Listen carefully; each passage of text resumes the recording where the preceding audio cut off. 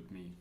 So today's problem is the two-sum problem, and the question is as follows. So we have a sorted array in ascending order, and we have as an input also a target. A target is a number, and the goal is to find the indices of these two numbers that add up to become that target. So if we simplify it here, if we go through this array, the target is 9, we find out, okay, to get to 9 we can add 2 plus 7, and then return the indices. One thing you would notice here, this is the indices start from 1, so for example, instead of returning 0, 1, you return 1, 2. So we just need to keep this in mind when we build our solutions, that we increment the indices by 1.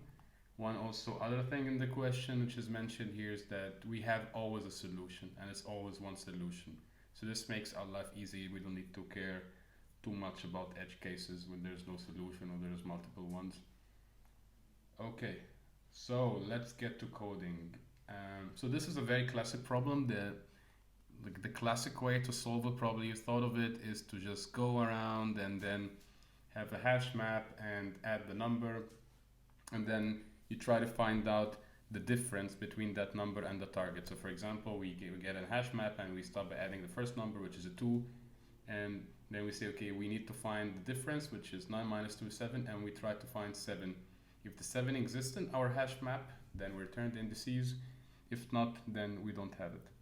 So that's like the basic solution, and I can show you like how to code it easily. So if you look here on my screen, you should see this is the two-sum solution. I'll just paste it here on the right side. And yeah, as I said, so I use TypeScript mainly for my Leetcode here. I just make a hash map, and then I go through the array. I try to find the difference. So for example, here I'm trying to look for a 7, and I say, okay, is the 7 in the array? No. Then okay, then add this number to the list. And you keep doing that until you either find it, or there's no, you do not find it. And again, in this question, you will always have a solution, so this would always return something. And if you see here, I add a +1 in both, because we need to return the solution as a 1, as an index starting from 1, as it says here. Again, if you think about it, this is fine, and the submission wise, it's better than 85%. And if you think of time complexity, it's basically O of n, and also space complexity is O of n, because worst case scenario, you would need to add the whole array to the hash map. However, we did not make use, like these solutions, we did not make use of the information that this is sorted. So can you think of a solution that would make it easy if it's sorted?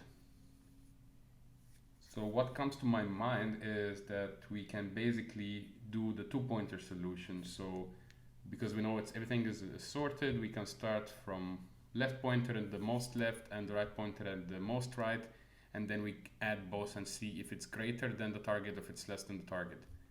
So basically, we can start by here on the left side, and here is on the right pointer, and we say, okay, 15 plus 2, this is definitely greater than the target, than 9. Then we know we need to reduce our right side. So we decrement the right one by -1.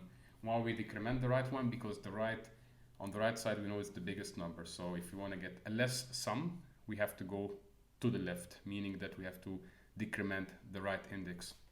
Then we add here 2 plus 11, okay, still greater. Then we decrement, and then we add 2 plus 7, perfect. That will return. So that in that case here, I mean, again, it will be O of n, but space-wise, it's O of 1, because we don't need to set any hash maps or any way to store values. We just have our own two arrays. Let's just give it one more try before we head up to coding. So in that case, we put the left pointer here at the 2, we put the right pointer at the 4, then we add both. Okay, is it equal target? We were lucky here, so we return that. And yeah, I mean, we will work through more examples when we have it. The thing is about Leetcode, it just puts really not too much examples, not too much cases, but we will see it now once we code it. So how we can code that? So that's a search solution. Let's just comment this out for now. And as I said here, we would have basically a left pointer, so left, and we would have a right pointer which is equal to the numbers dot length, yeah, -1 because we start from 0. And basically what we want to do is we want to say here, this is the base case, I mean, which doesn't exist, but I'm just returning always this, so the TypeScript doesn't complain syntax wise. But I mean, in this example you always have a solution, so there's no need for this, but to have a complete code you should do that. And we don't need a for loop. What we basically need to do is to make sure that the pointers don't overlap. So as long as the left pointer is less than the right pointer, what we should do is basically check if the values at the left pointer is equal to the value at the right point. No, sorry, not equal. If this plus this, if the sum of them is equal to the target, that means we found it, right?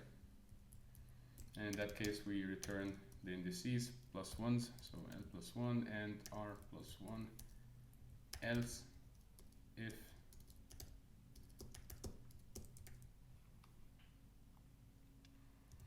if the summation is greater than the target, so that means that we need to decrement the R, else if it's smaller, that means we need to increment the left. Let's see how this goes. So let's just run it on a basic example.